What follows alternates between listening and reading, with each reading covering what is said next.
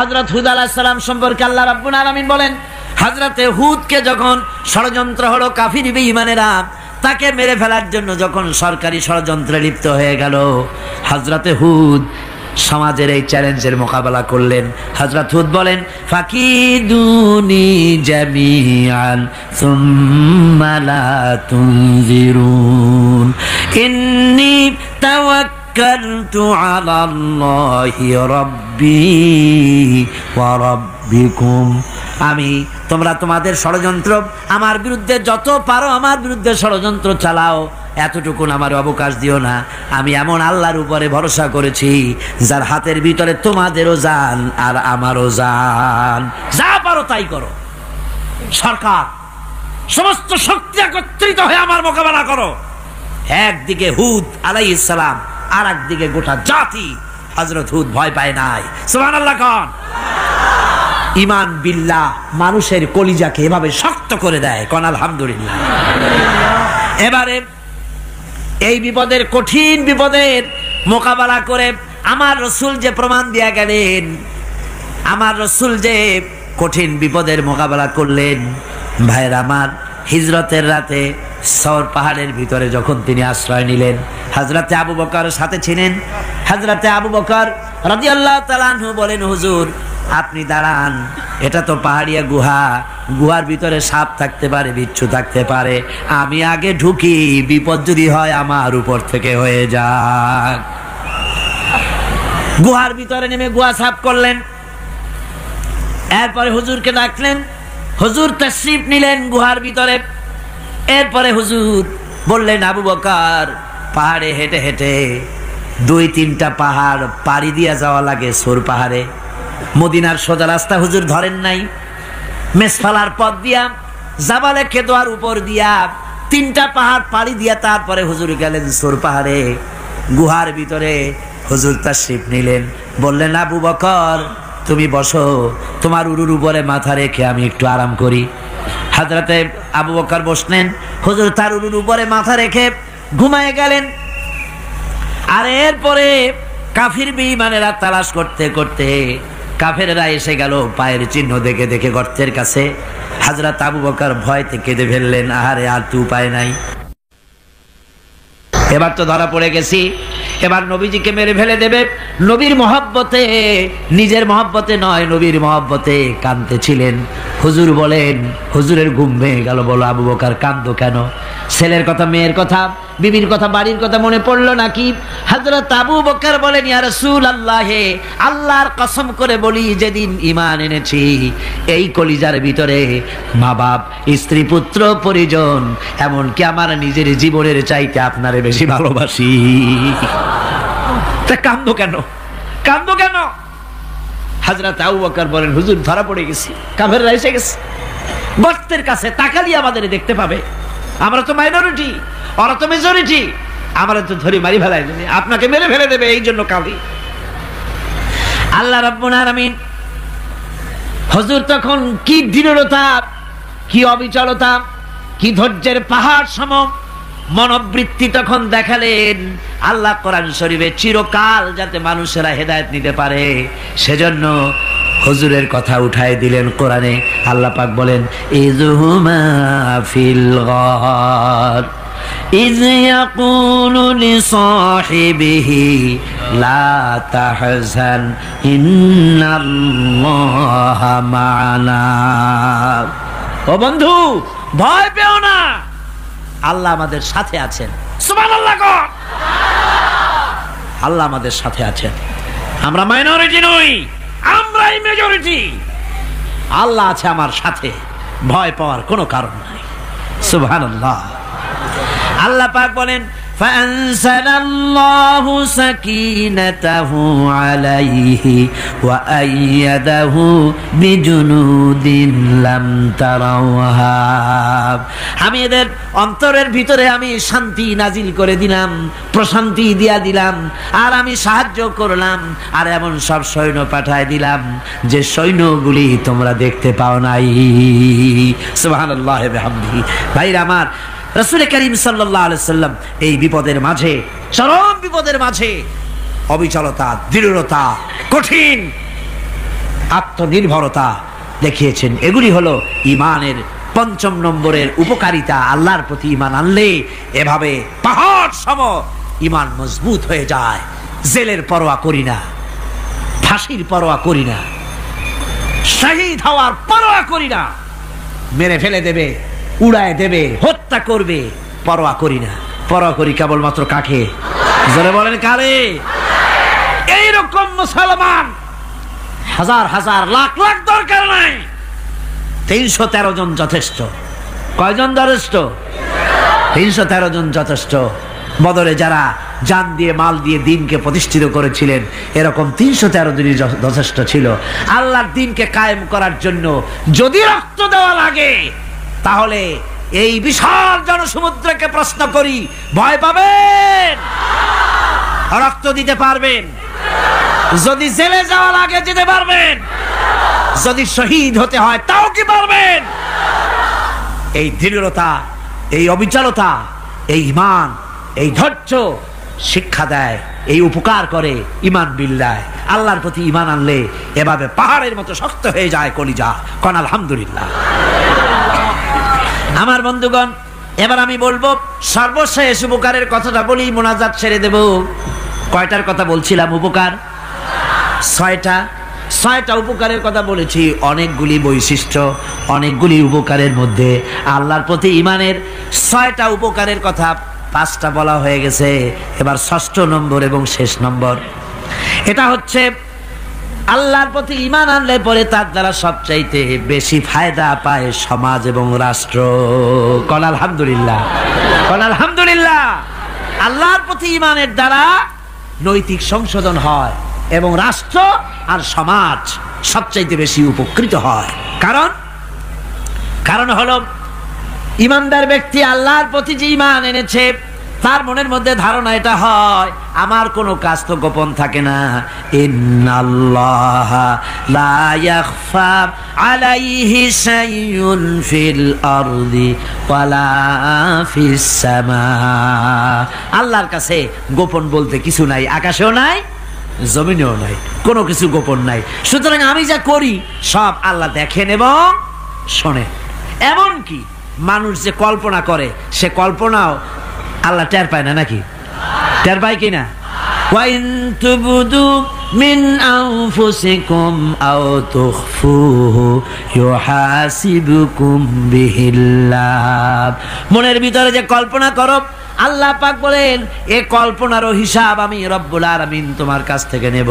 ফায়ুআযযিবু মান ইয়াশাউ, যারে খুশি শাস্তি দেব, আর যারে খুশি আমি মাফ করে দেব। জোরে বলেন সুবহানাল্লাহ। ফায়াগফিরু লিমান ইয়াশা ওয়া ইউআযযিবু মান ইয়াশা, যারে খুশি মাফ করব, যারে খুশি শাস্তি দেব, কল্পনারও হিসাব নেব। এই কথা মুমিনের যদি জানা থাকে, তাহলে আর তার কোনো চিন্তা থাকে না, তার নৈতিক চরিত্র ভালো হয়ে যায়। কোন সুবহানাল্লাহ। মোনাজাতের কথা শুনে গতকাল বলছিলাম যে মোনাজাতের কথা শুনে যারা হাঁটে, আমি বুঝি না, আমার বুঝে আসে না যে এটা কেমন ধরনের নৈতিকতা। আপনি আপনার বিবেককে কি বুঝান? এই বিশাল জনসমুদ্র নিয়ে আল্লাহর কাছে হাত তুলবো, দোয়া করব, মোনাজাত করব, এই লোভ সম্বরণ করেন কি করে? আশ্চর্য কথা, আশ্চর্য কথা। আমার বন্ধুগণ, ঈমানদার লোক, আল্লাহর প্রতি ঈমান আসলে পরে সমাজ উপকৃত হয়, রাষ্ট্র উপকৃত হয়ে যায়। যেহেতু বান্দা জানে আমি দায়িত্বহীন কোনো কথা বলতে পারবো না, দায়িত্বহীন কোনো কাজ করতে পারবো না। আল্লাহ পাক বলেছেন, মা ইয়ালফিযু মিন কাউলিন ইল্লা লাদাইহি রাকীবুন আতীদ। বান্দা এমন কোনো কথা বলে না যে কথা আমার ফেরেশতারা রেকর্ড করে না রাখে। কাজী মুমিন ব্যক্তি আল্লাহর ভয়তে দায়িত্বহীন কথা বলবে না। নির্বাচন আসতে পরে রাস্তা সোনা দিয়ে বান্ধায় দেব, এই করব সেই করব, না খাইয়া কেউ মরবেন না। আসে না নির্বাচনের সময় সারাগালি বদনারা মঞ্চে দাঁড়িয়ে কত বড় বক্তৃতা করে, ভাইয়ের আমার, বোনের আমার, এবার আমার বোতল মার্কা বাক্স, আপনারা আমাকে ভোট দিয়ে দেশ এবং জাতির আরেকবার 12:30 বাজাইবার সুযোগ দিন। এবার ক্ষমতায় গেলে কেউ না খাইয়া মরবেন না, কিন্তু কি খাইয়া মরবে তাও বলে না। এর মারেফতি অর্থ হচ্ছে এই, ওরা যদি ক্ষমতায় যেতে পারে তাহলে বিষ খাইয়া হোক, গুলি খাইয়া হোক, কিছু না কিছু খেয়ে মরতে হবে। একেবারে খালি পেটে মরলে গ্যাস্ট্রিক হওয়ার সম্ভাবনা আছে। ঈমান বিল্লাহ যদি না থাকে, আল্লাহর ভয় যদি না থাকে, তাহলে দায়িত্বহীন কথা বলে। আর আল্লাহর ভয় যদি থাকে তাহলে নৈতিকতার সংশোধন হয়ে যায়, দায়িত্বপূর্ণ কথা বলে, মানুষকে ফাঁকি দেয় না। আমার বন্ধুগণ, আল্লাহ রাব্বুল আলামিন তার বান্দা যারা আল্লাহকে ভয় করে, সে ভয় করা বান্দাগুলির মনের মধ্যেই চিন্তা এসে যায়, আমি যেখানে থাকি না কেন আল্লাহ আমাকে দেখতেছেন, শুনতেছেন। রাতে হোক দিনে হোক, যেখানে আছি আল্লাহ আমারে দেখতেছেন।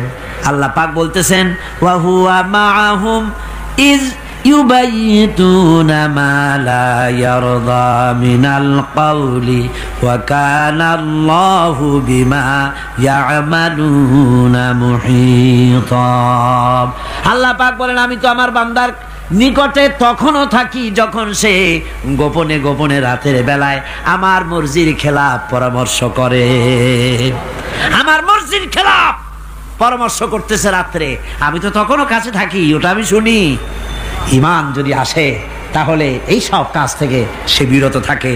সে যদি কম হয় সেখানেও আল্লাহ, বেশিও যদি হয় সেখানেও আল্লাহ। এমন কোন জায়গা আছে নাকি চিটাগংয়ে যেখানে আপনি একটা আকাম করবেন আর আল্লাহ টের পাবে না? কোন আছে নাকি? আচ্ছা, চট্টগ্রামে না থাকুক, বাংলাদেশের কোন জায়গা আছে নাকি? পার্বত্য চট্টগ্রামে যত পাহাড় আছে, উঁচু নিচে জায়গা আছে, ওই জায়গায় বোধহয় আছে নাকি? সারা পৃথিবীতে আছে কোথাও? আল্লাহকে ফাঁকি দেওয়ার জায়গা কোথাও? সব স্পষ্ট। আল্লাহ কি ঘুমায় নাকি? ঘুমায়? তার কাছে দিনও যায়, রাতও তাই। সমানে তিনি দেখতে পান, শুনতে পান, সবকিছু দেখতে পান, সবকিছু শুনতে পান।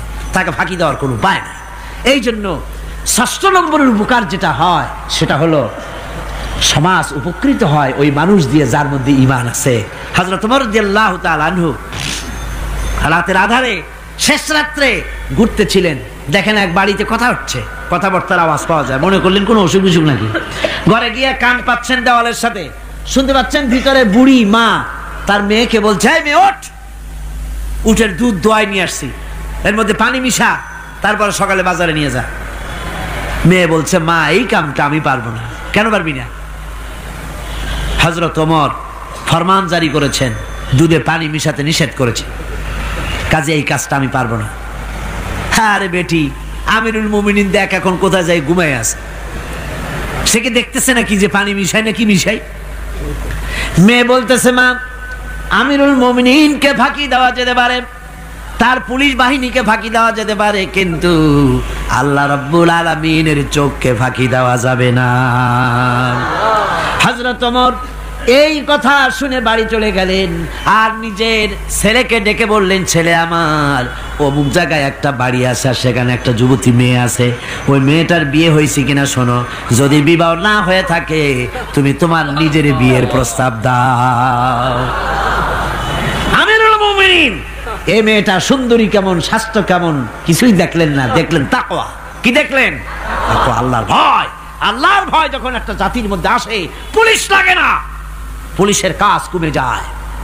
পুলিশ তো পাহারা দিতে দিতে অস্থির হয়ে যায়, সারা রাত দিন সমানে কষ্ট করতে হয় তাদের।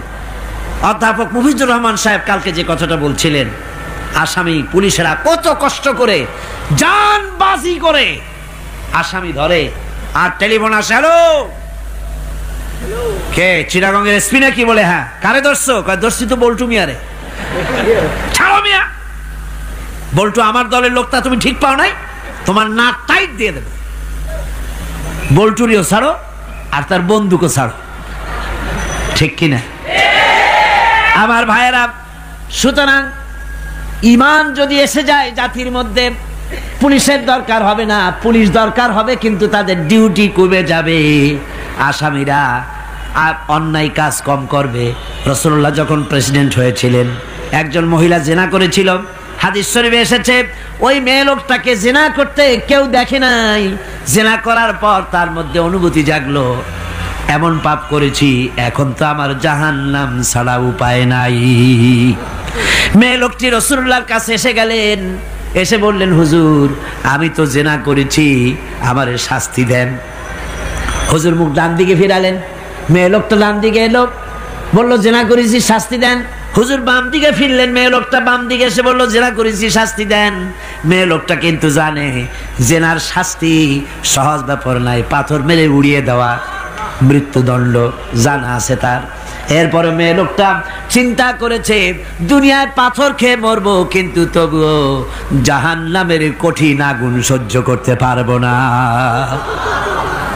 রাসূলুল্লাহ বললেন, ও মেয়ে লোক, তুমি কি জিনা কর্তৃক গর্ভবতী হয়েছো নাকি? মেয়ে লোকটা বলল, হুজুর আমি গর্ভবতী হয়েছি। হুজুর বললেন, তুমি অপরাধ করেছো, তোমার গর্ভস্থিত সন্তান তো কোনো অপরাধ করে নাই, সুতরাং শাস্তি এখন দেওয়া যাবে না, ডেলিভারি হোক তারপরে শাস্তি দেব। মেয়ে লোকটা চলে গেলেন। আল্লাহর নবী তার নামে কোনো কেস ফাইল করেন নাই, গোয়েন্দা বিভাগের পুলিশ লাগান নাই। ডেলিভারির পর এই মেয়ে লোক আবার এসে হাজির, পুলিশ দিয়ে আনা লাগে নাই, আবার এসে হাজির, হুজুর আমি সেই হতভাগিনী, বলছিলেন ডেলিভারির পর বিচার করবেন, এই যে বাচ্চা হয়েছে, এ বাচ্চার দায়িত্ব কাউকে দেন, আর আমারে তাড়াতাড়ি শাস্তি দেন, আমি যদি মরে যাই আমি জাহান্নামে চলতে পারবো না। হুজুর বললেন, অপরাধ তুমি করেছো, এই বাচ্চার অধিকার আছে তোমার বুকের দুধ খাবে, আমি সেই অধিকার বাচ্চাকে নষ্ট করতে পারি না, বাচ্চা দুধ ছাড়ুক তারপরে এসো। 2 বছর যেতে না যেতে ওই মেয়ে লোকটি বাচ্চারে কোলে করে নিয়ে এসেছে, পুলিশ লাগে নাই, গোয়েন্দা বিভাগের কাউকে পাঠানো লাগে নাই, মেয়ে লোকটি বাচ্চা কোলে করে নিয়ে এসে হাজির, হুজুর আমারে চিনছেন নাকি? আমি তো সেই হতভাগিনী, জেনা করছিলাম, বিচার চাইছিলাম, ডেলিভারি পরে হবে বলছিলেন, দুধ ছেড়ে দিলে পরে হবে বলেছিলেন, আমার ছেলে এখন দুধ ছেড়ে দিয়েছে, আমি তারে রুটি খাওয়া শিখাইছি, দুধ ছাড়া এখন সে বাঁচবে, আমি তার হাতে রুটি দিয়ে আনছি, দেখেন ও রুটি খেতে পারে, আর দেরি করবেন না, আমার বিচার করে দেন। রাসূলুল্লাহ ছেলেটার দায়িত্ব কাউকে দিয়ে দিলেন, আর বললেন এই মহিলাটিকে নিয়ে যাও, বুক পর্যন্ত মাটির মধ্যে গেড়ে দিয়ে তারপরে রজম করো।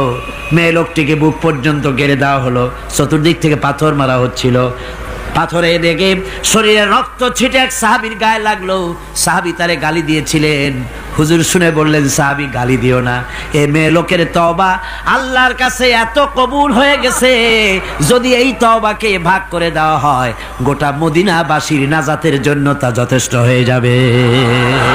সুবহানাল্লাহ, পুলিশ লাগে নাই, এমন সমাজ কায়েম হয়, ঈমান বিল্লাহ, আল্লাহর প্রতি ঈমান যদি এসে যায়, জাতির যদি রক্তে রন্ধ্রে রগে রেশায় যদি ঈমান এসে যায়, তাহলে পুলিশ বিডিআর আর্মি আরামে ঘুমাবে, তাদের জন্য পরিশ্রম হবে না, কষ্ট হবে না, অপরাধ প্রবণতা কমে যাবে, মানুষের অশান্তি কমে যাবে, শান্তির বন্যা প্রবাহিত হয়ে যাবে। সুবহানাল্লাহি বিহামদিহি।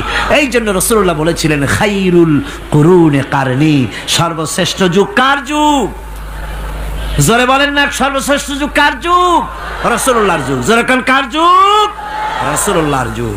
এই জন্য আমি আপনাদের খেদমত আরজ করতে চাই, ইসলাম এ ধরনের সীমারেখা ঠিক করে দিয়েছে, তিলকা হুদুদুল্লাহ ফালা তাতাদুহা, এ হলো আল্লাহর সীমারেখা, এই সীমারেখাকে ভঙ্গ করো না, লঙ্ঘন করো না, আল্লাহর উপরে ঈমান পরিপূর্ণরূপে আনো এবং এই ঈমানের উপরে ভিত্তি করে নিজেদের জীবনকে পরিচালিত করো।